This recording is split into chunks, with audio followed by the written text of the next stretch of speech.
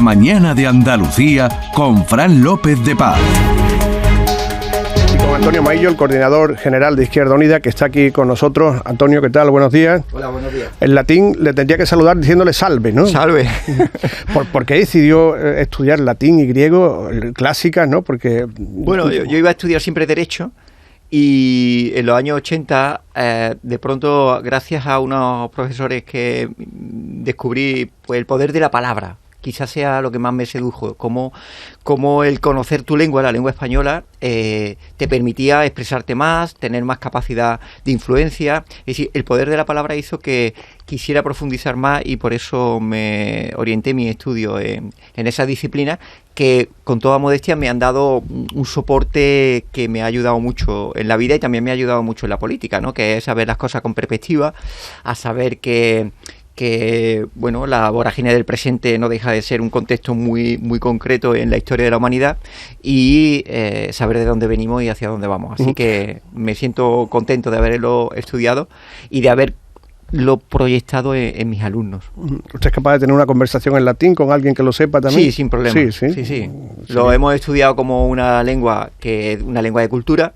Pero bueno, también es verdad que el latín del siglo XXI es el español. Claro, el español es el latín evolucionado del siglo XXI. Usted ha escuchado aquí con nosotros la pregunta de Feijóo y la respuesta de Sánchez en la sesión de control. ¿A usted este tipo de sesiones le divierte, le preocupa? Bueno, nos hemos acostumbrado a que sean demasiado agitadas. Y yo creo, siempre lo he percibido, y ya que estamos en Andalucía, que España es otra cosa. Quiero decir, la agitación permanente que hay en Madrid, aparte de insostenible en términos casi vitales y emocionales, no se corresponde con los matices que se puede aportar desde las periferias. Y yo creo que este estadio de la política como una agitación permanente, una especie de competición de la frase más ingeniosa, tendrá su periodo, pero también será agotada. Y yo soy más partidario de una política más de matices y de encuentro incluso, que de ese fundamentalismo léxico que agita la mañana en Madrid y que mucha gente fuera de Madrid no lo ve como algo ni normal ni apetecible. Usted dejó cierto estilo en el Parlamento de Andalucía, un estilo que, por cierto, Inmaculada Nieto sigue, es una persona sosegada, ¿no? Bueno, yo creo que cuando uno tiene cierta convicción sobre las opiniones o sobre los pensamientos y las ideas de qué es lo mejor para la sociedad, tampoco hay que hacerlo de manera ni insultante ni maleducada. Creo que hay que reivindicar la educación como un valor moral dentro de la sociedad y creo que además es pedagógico, es decir, también en la forma estás diciendo cuál es tu modelo de sociedad, ¿no? No se puede hablar de apuesta por la concordia y estás insultando al vecino de al lado, sí. ¿No? Sinceramente. Y en la línea de lo que ha dicho, suprimir como parece los delitos de ofensas a las instituciones, o es trabajar por un país más educado, suprimir también los delitos de ofensas a los sentimientos religiosos, ¿cómo parece que se va a hacer dentro de este plan de regeneración democrática? La pregunta que tenemos que hacer es si este país asume de manera madura la libertad de expresión. Y cuando se habla de la supresión de esos delitos es que se habla de que esas faltas no sean delictivas ni vayan por el Código Penal. Mire usted, hay determinadas sanciones que tienen una vía administrativa y no van a dejar de tenerla. Es decir, no hay una impunidad a determinado hecho. Lo que no puede ser es que alguien vaya a la cárcel por meterse con el rey. Quiero decir, eso es que es en un sistema democrático absolutamente incompatible. Y además no es nada novedoso. Si usted observa, las medidas no son muy originales, se lo voy a decir. Son medidas que suponen una transposición de una directiva europea desde 2018, por tanto no estamos hablando de nada nuevo, estamos hablando de que España va retrasada respecto de los planes de acción democrática por la democracia que planteó Europa hace nada más y nada menos que 6 años y que en España no se había traspasado. Usted sabe que hay directivas europeas que tienes que convertirlas en normativa nacional. Sí. Por tanto, ninguna novedad. Creo que hay que estar vigilante después en los textos finales. Creo que no se ha llegado al fondo de toda lo que debería ser una reforma profunda de regeneración democrática, y en el juego de la aritmética parlamentaria desde Izquierda Unida apostamos por ser más audaces de lo que ha sido el presidente Sánchez al respecto. Pero yo creo que la reflexión que tenemos que hacernos de una forma tranquila es la defensa de la libertad de expresión y la libertad creativa como un derecho fundamental y cuyas consecuencias no pueden ir por el Código Penal, sino que en todo caso que las hay y que el derecho español la tiene por la vía administrativa, como ha estado siempre, por cierto. Es decir, esto es una novedad en el periodo democrático español, porque fue una modificación que hizo Rajoy en la década pasada, sí, y que por tanto tiene menos, digamos que esa penalización en el Código Penal de determinados hechos, antes se pagaban con sanción administrativa. El cambio fue cuando te llevaban a la cárcel y me parece un abuso. Uh-huh. En la línea de esta pregunta también, estamos en el día después de que se haya anunciado ese plan de regeneración. ¿No ha resultado sospechoso, a la población le ha podido resultar sospechoso que ese plan de regeneración se anuncie a raíz de las investigaciones a la esposa del presidente del gobierno? ¿Qué análisis hace usted? Bueno, hay dos cosas. Una sobre primero, esto es una transposición directiva que yo no sé por qué el gobierno no la ha entregado antes, pero esa relación que efectivamente usted plantea, porque tiene mucho que ver con lo de los 5 días famosos de Pedro Sánchez de reflexión, yo creo que no hay una relación causa-efecto por una razón. El caso de la esposa de Pedro Sánchez es un caso claro de uso espurio de la justicia. Mire usted, yo no soy de Pedro Sánchez ni voy a votar a Pedro Sánchez nunca, porque tengo un espacio vinculado a Izquierda Unida en el que me siento plenamente identificado. Pero quiero decir que hay un uso espurio de la justicia por parte del juez Peinado, que ha utilizado, bueno, nada más y nada menos que fue al templo, vamos a llamarlo así, del Poder Ejecutivo a hacer declaración, que ha filtrado el audio, que se filtrará el vídeo, y yo creo que eso desmerece el respeto a la justicia que es la sociedad.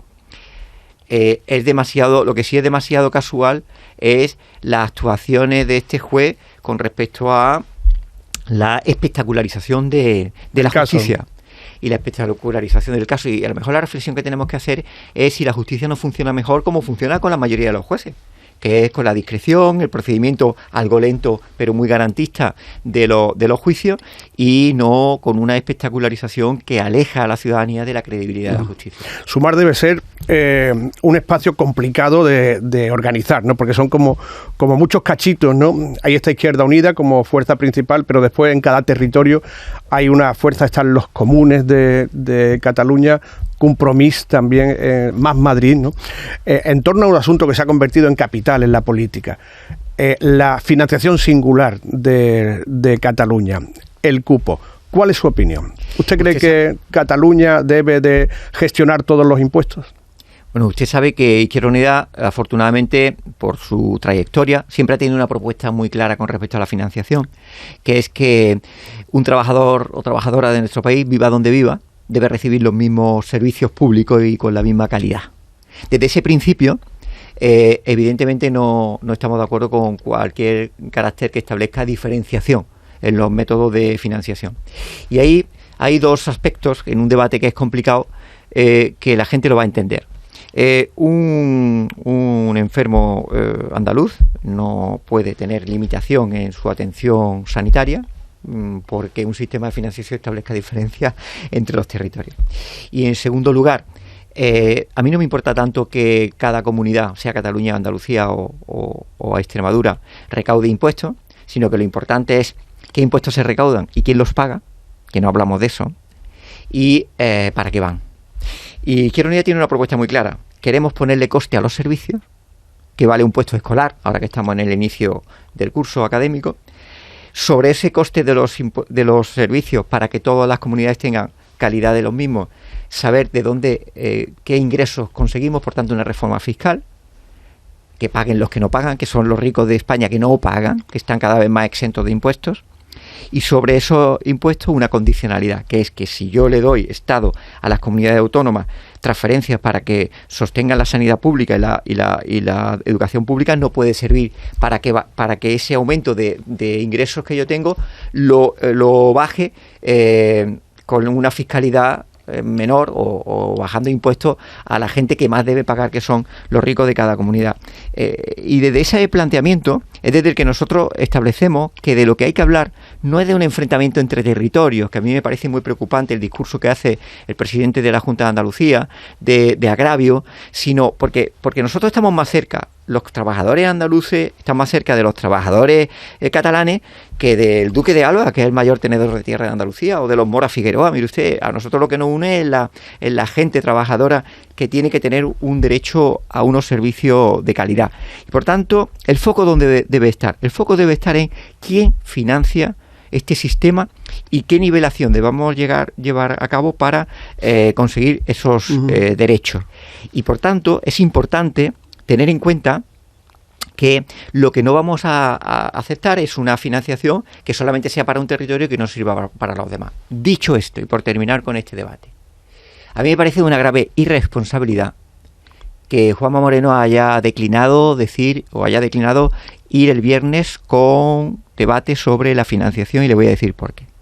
O sea, va a la reunión, pero no va a hablar de acordar individualmente. Pero es que el problema no es individualmente o no. Es que el presidente de la Junta debe cumplir con el Estatuto de Autonomía de Andalucía, que es nuestra Constitución, que dice en su artículo 184, literalmente, que existe una comisión mixta de asuntos económicos y fiscales que permitirá establecer una negociación bilateral entre el Estado y la comunidad autónoma sobre asuntos de financiación. Por tanto, Juan Manuel Moreno puede no llegar a un acuerdo, pero debe cumplir el artículo 184 del Estatuto, que establece la bilateralidad. El problema no es la bilateralidad.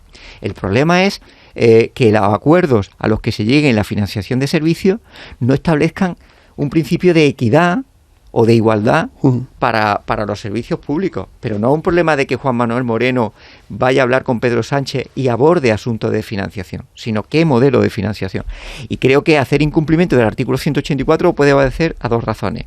Una, a que lo desconozcan y no lo valoren como un elemento actor de nuestra autonomía, o porque a Moreno Bonilla le vale más jurídicamente o es una prioridad mayor las directrices que le da Madrid del Partido Popular y no quiere enfrentarse con Ayuso al propio cumplimiento del Estatuto de Autonomía, que obliga también al presidente de la Junta. Usted es filólogo. Antes hemos hablado de la importancia de las palabras. El otro día veíamos a compañeros periodistas corriendo por el Congreso preguntándole a todos los políticos, sobre todo a los del gobierno, ¿Venezuela es una dictadura? ¿Venezuela es una dictadura?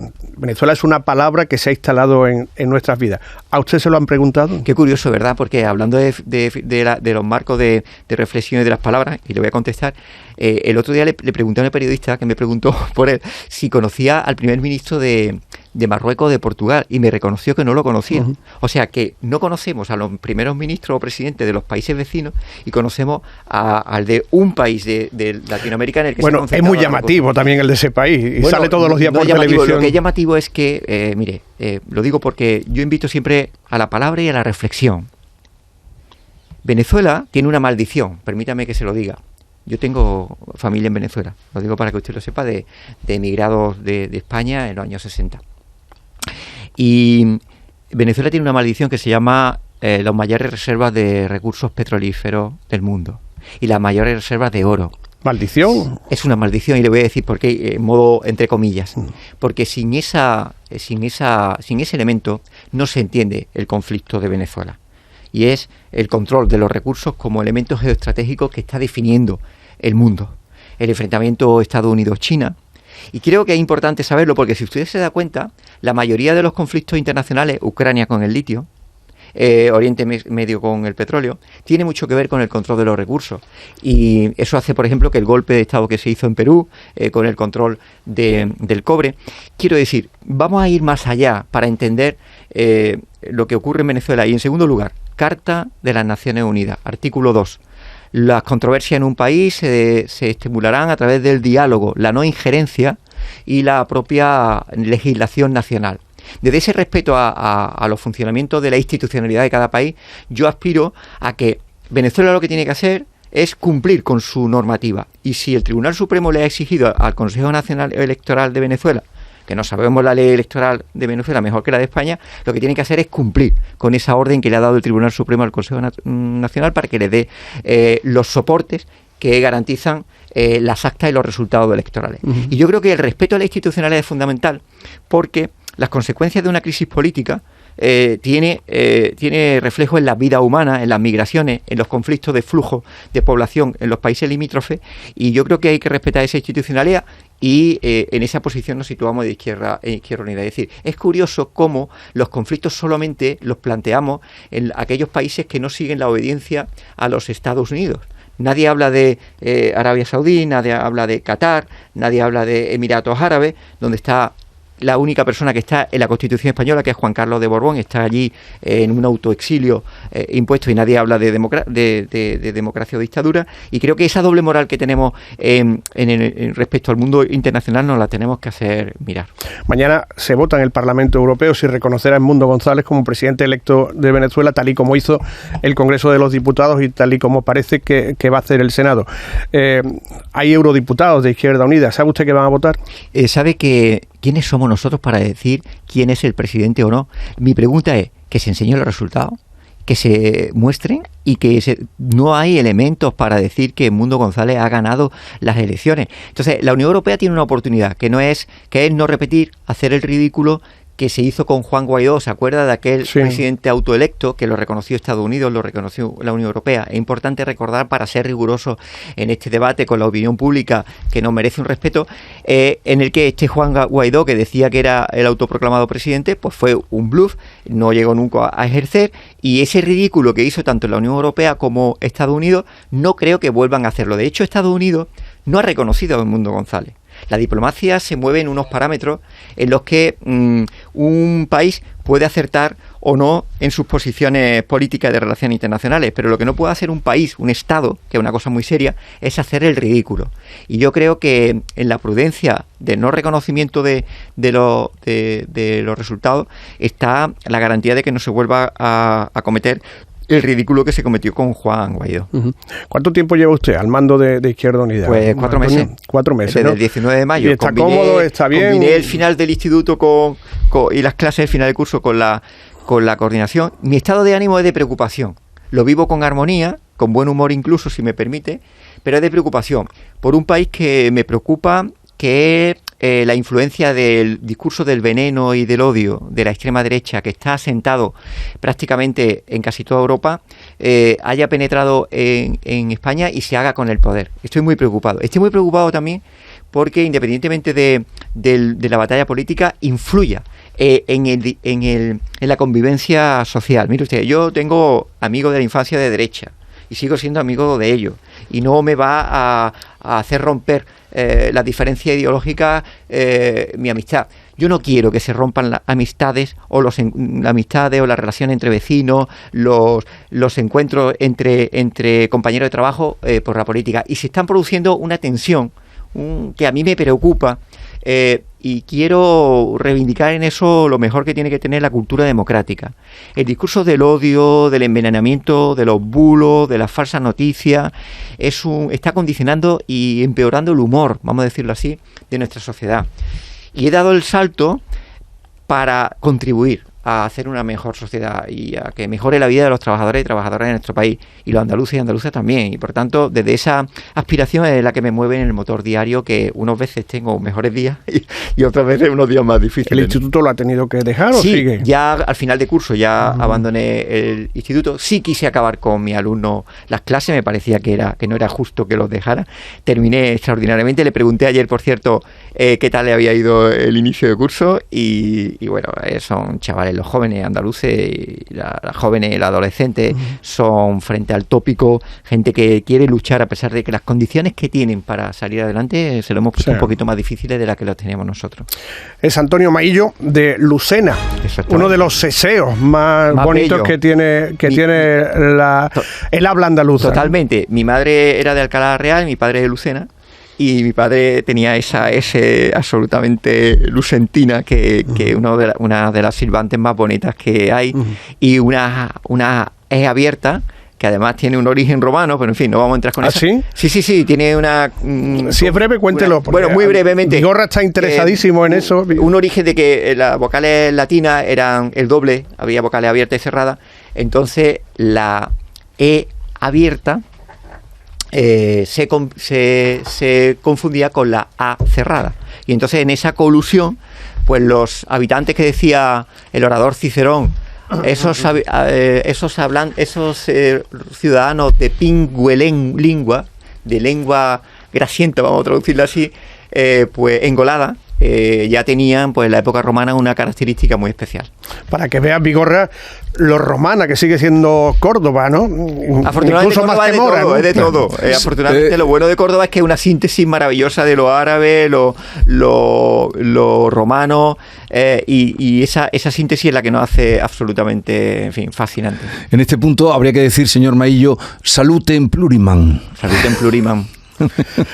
Muchas gracias, Antonio. Muchísimas gracias y un placer, ¿eh? Muchas gracias. Encantado.